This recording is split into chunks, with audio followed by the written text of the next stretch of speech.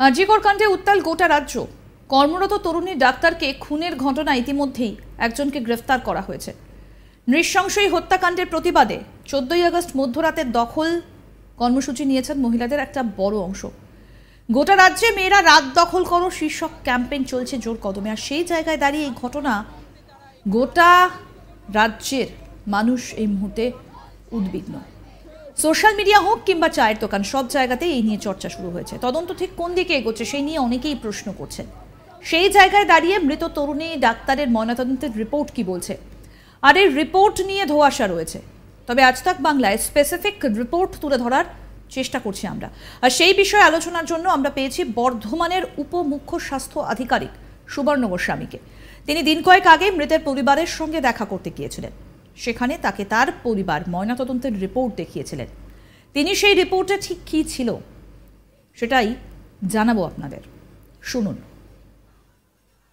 আপনি সেই পোস্টমর্টম রিপোর্টটি পেয়েছেন, দেখেছেন, পরিবারই শেয়ার করেছে আপনার সাথে।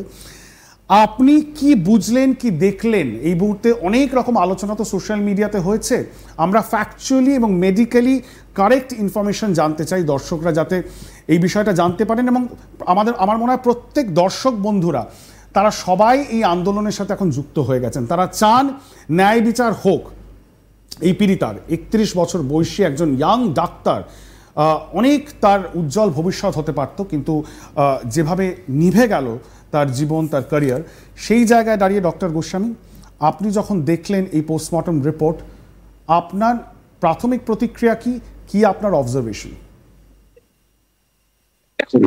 পরিবারের সঙ্গে আমরা চিকিৎসকের যৌথ মঞ্চ থেকে আমরা 7 জন চিকিৎসকের প্রতিনিধি রবিবার সন্ধ্যাবেলায় মেয়েটি বাড়ি যাই।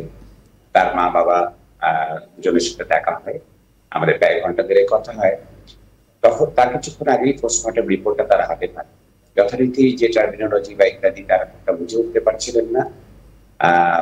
আমাদের জিজ্ঞাসা করেন এবং হচ্ছে যে আমাকে ওনারা এক্সপ্লেন করতে বলেন। তাতে যা দেখি, প্রথম কথা, ময়নাতদন্তের রিপোর্টে এটা পরিষ্কার যে হচ্ছে যে একটা নৃশংসভাবে তাকে অত্যাচার করা হয়েছিল। এটা শুধুমাত্র মানে যৌন লালসা থেকে হয়নি, তার সাথে অন্য কোনো রাগ রোষ তার প্রতি ছিল, না হলে এত নৃশংসভাবে তার আঘাত, শরীরটাকে ক্ষতবিক্ষত করা, ছিন্ন বিচ্ছিন্ন করা সম্ভব নয়।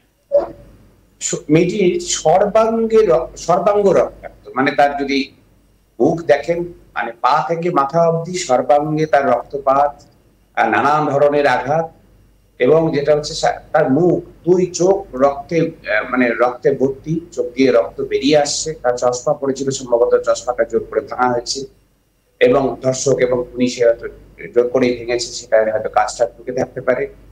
তার 2 গালে, 2 ঠোঁটে, নাকের বিভিন্ন জায়গায়, চোয়ালে নিচে, গলায়, কোথায় আঘাত করে, এবং হচ্ছে কাঁধের নিচে, হাঁটুতে, গোড়ালিতে, সমস্ত জায়গায়, আঙুলে, তার নখগুলো থেকে রক্ত বেরোচ্ছিল। হয়তো সেটা ধর্ষক হাত থেকে সে নিজে বাঁচার জন্য তাকে, যেটা খুব স্বাভাবিক প্রতিবর্ত ক্রিয়া, যে তাকে আঁচড়ে খামছে, তাকে বাধা দেওয়ার চেষ্টা করছিল, তার হয়তো রক্ত লেগেছিল। সেটা নিশ্চয়ই টেস্ট হলে বোঝা যাবে, ল্যাবরেটরি টেস্ট হলে পরে বোঝা যাবে।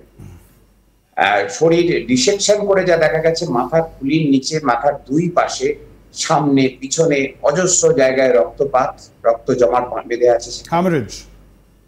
হেমারেজ মানে হচ্ছে যে মাথার খুলির যে চামড়া, সেটা কাটার পরে সেটা দেখা গেছে।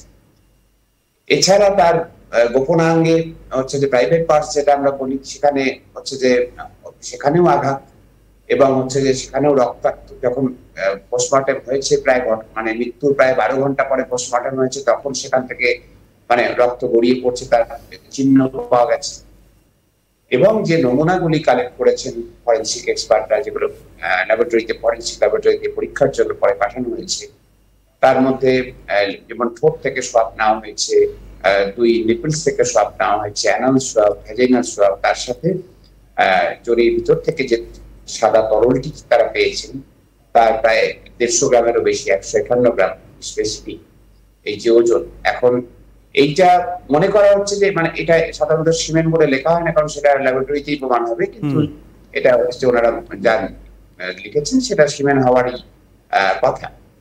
তো সেটা হচ্ছে 151 গ্রাম। এখন বুঝতে পারছি না 151 গ্রাম কি করে হয়, কারণ অ্যাভারেজ হিউম্যান ইন্ডিয়ান হিউম্যান তার একবারে ইজাকুলেশনে মোটামুটি 5 গ্রাম করে, 5-6 গ্রাম বেশি হলে হচ্ছে যে বীর্যক্ষরণ হয়। সেখানে 151 গ্রাম, এইটা বোঝা যাচ্ছে যদি অন্য কিছু টিস্যু মিশে আছে ধরেও নি যে কিছুটা মিউকাস কিছুটা অন্য টিস্যু মিশে আছে, তাই 151 গ্রাম হচ্ছে। তারপরেও বলা যায় যে এত হিউজ পরিমাণ সেটা কারোর একার পক্ষে হতে পারে না, কোন একজন ধর্ষকের জন্য ফলে হতে পারে না। এটা দলবদ্ধ ধর্ষণ হয়েছে, নৃশংসতা হয়েছে, এবং এত যে চোট আঘাত মেয়েটিকে, এটাও একজন ধর্ষকের পক্ষে এই চোট আঘাত করাটা খুব মুশকিল, এটা বেশ কঠিন, প্রায় অসম্ভব। সুতরাং দলবদ্ধ ধর্ষণের সম্ভাবনাই জোরালো ভাবে উঠে আসছে। যদিও আপনি যেটা বলছেন, যদিও বারবার কলকাতা পুলিশের তরফ থেকে যেটা এখনো পর্যন্ত বলা হয়েছে যে তারা প্রাইম সাসপেক্টকে অ্যারেস্ট করেছেন, তিনি মূল সাসপেক্ট, তিনি এই কাজটি করেছেন বলে এই তারা মনে করছেন, এবং তাদের কাছে যথেষ্ট শক্ত এভিডেন্স রয়েছে বলে তারা ক্লেম করছেন। কিন্তু আপনারা মনে করছেন, বা অ্যাটলিস্ট পরিবারের তরফ থেকে আপনি বলছেন, তারা মনে করছেন যে এটা যেভাবে এই ক্রাইমটাকে সংগঠিত করা হচ্ছে সেটা একজনের পক্ষে করা সম্ভব নয়, বিশেষ করে এটা খুবই অস্বাভাবিক, এটা কোনো মিসপ্রিন্ট নয়। তো আপনি যেটা বলছেন 151 গ্রাম সিমেন জাতীয় কোনো পদার্থ, যেটা পরবর্তীকালে ফরেন্সিক এভিডেন্স মানে পরীক্ষা হলে তখনই বোঝা সম্ভব, বাট সেটা আপনি বলছেন অনেকগুলি প্রশ্ন এর মধ্যে লুকিয়ে আছে। পরিবারের মানুষ যা আমাদেরকে জানান, প্রথম কথা কলেজ প্রশাসন বাড়িতে জানায় যে আপনাদের মেয়ে আত্মহত্যা করেছে, আপনারা ইমিডিয়েটলি হাসপাতালে আসুন। পয়েন্ট নাম্বার 1, এটা আত্মহত্যা বলে চালানোর চেষ্টা হয়েছিল হাসপাতাল কর্তৃপক্ষের তরফ থেকে, হাসপাতাল কর্তৃপক্ষের তরফ থেকে প্রিন্সিপালের নির্দেশে কোনো এক অ্যাসিস্ট্যান্ট সুপার ওনাদেরকে ফোন করেছে। পরে যখন ওরা হাসপাতালে আসেন, ওনাদেরকে 3 ঘন্টা বসিয়ে রাখা হয়। ওরা ছটফট করছিলেন মেয়ের হচ্ছে যে মৃতদেহটাকে দেখার জন্য, তো 3 ঘন্টা অবধি তাদের মৃতদেহ দেখানো হয়নি। 3 ঘন্টার পরে তাদের মৃতদেহ দেখবার অনুমতি মিলেছে। ওই 3 ঘন্টায় কি করার চেষ্টা হয়েছিল, কি ঢাকা চাপা দেওয়ার চেষ্টা করা হয়েছিল, এটা ওনাদের মনে প্রশ্ন আছে, আমাদেরও প্রশ্ন আছে। একের পর এক প্রশ্ন উঠে আসছে, সেদিন রাতে ঠিক কি ঘটেছিল ওই মেয়েটির সঙ্গে। আরজিকর কাণ্ডে ইতিমধ্যেই উত্তাল গোটা রাজ্য।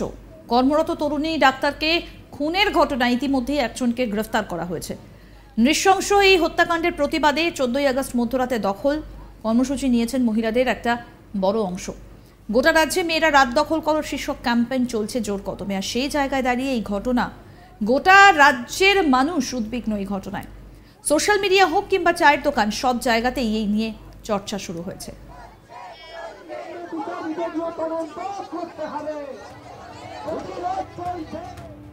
আরও আপডেট পেতে দেখতে থাকুন আজ তাক বাংলার ইউটিউব চ্যানেল, সাবস্ক্রাইব করুন।